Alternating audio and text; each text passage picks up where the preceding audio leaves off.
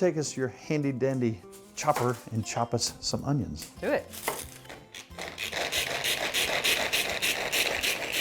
Ta-da.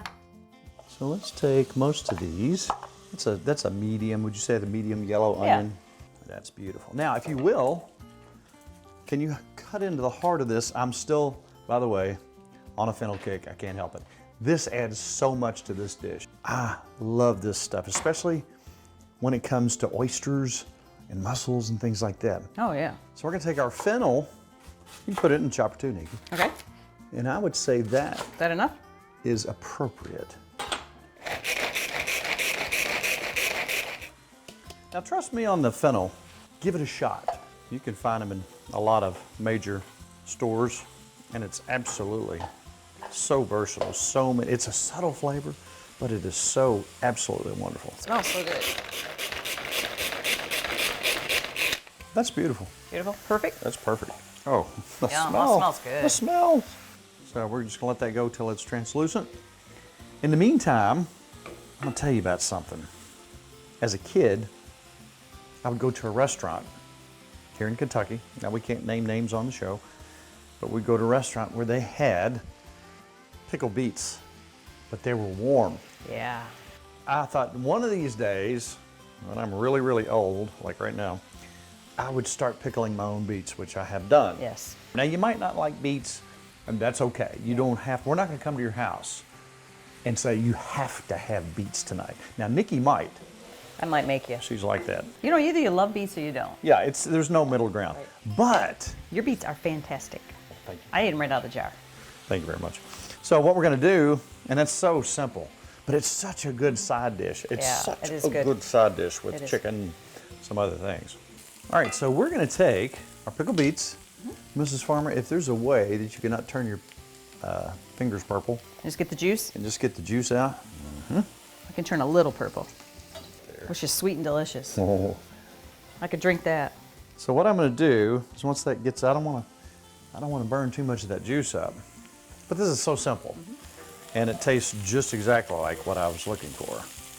Now one thing I'm gonna do here real quick, I'm gonna come in with a little French liqueur that has an anise or fennel flavor.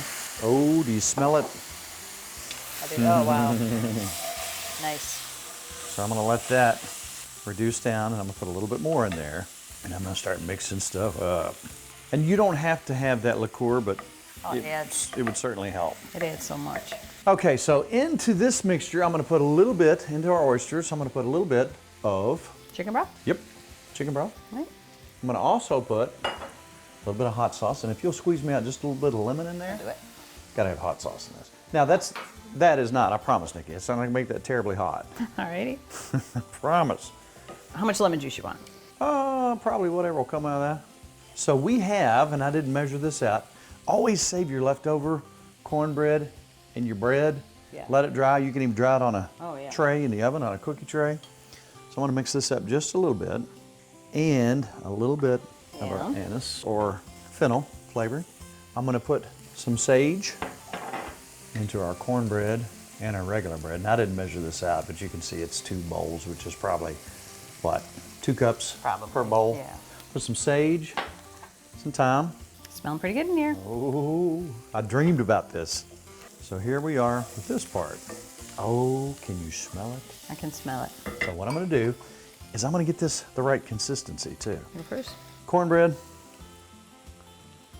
regular bread, dried, moisture's out. Start mixing that up. You see where I'm going, Mrs. Farmer? I do. So let's start bringing some of those oysters in. You want to scoop them or you want to just pour it for you? Go ahead and pour it out some? a little bit at a time.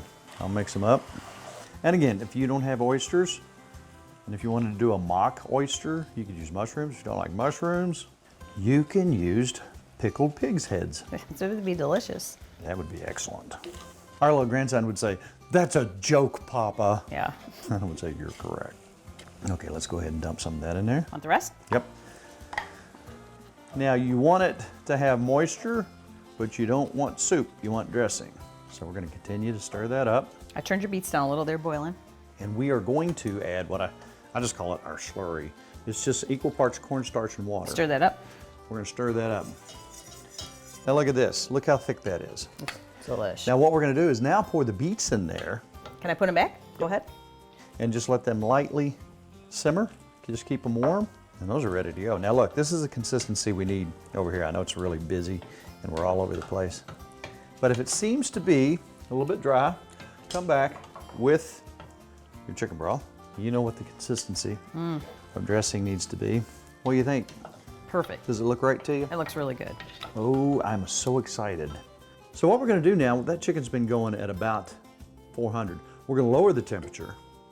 Then we're gonna pop this in here at about 350. All right. They're cooking together. And they're gonna come out very shortly. This is about 40, 45 minutes. Alrighty. All right. Stuffing? I don't even want to wait. A lot of flavors in that. Yum. That's really good. You spice that up. I thought about this all night long. That's really good.